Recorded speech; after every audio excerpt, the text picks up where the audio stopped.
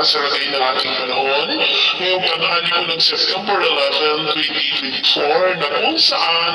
sa ngayon po ay mas lalo pa na lumakas ang bagyo na nasa silangan po ng ating bansa sa labas ng ating area of responsibility at binigyan na po ito ng international name na Bebinka habang taglay po ang lakas ng hangin na umabot po sa 85 kilometers per hour at patuloy pa rin itong kumikilos pa northwestward sa bilis na 20 kilometers per hour.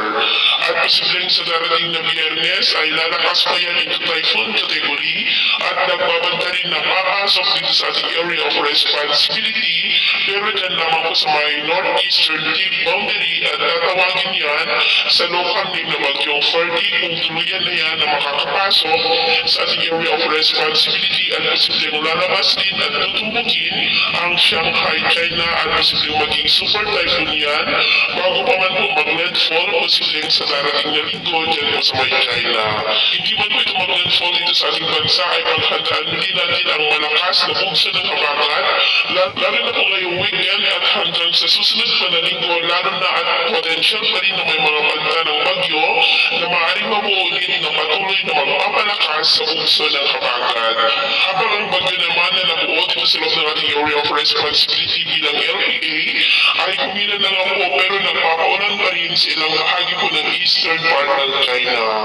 At ito nga po pinapakita ng forecast model na ating ginagamit hanggang sa susunod na 2 linggo ay posible pa rin ang patuloy na pamumuo ng mga weather disturbances sa paligid ng ating bansa sa susunod na mga araw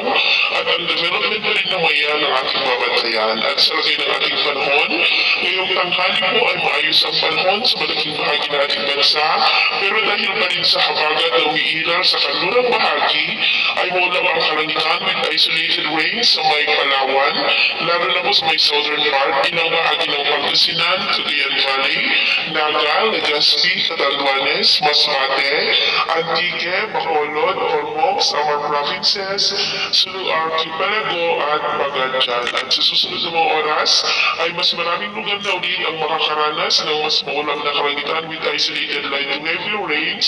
sa ilang bahagi ng ating bansa. Kaya kung lalabas tayo sa ating mga tahanan, dalhin naman po natin lagi ang magdala ng kahit anong panangga natin sa init ng araw at protection na rin po sa mga biglaang buhos ng ulan.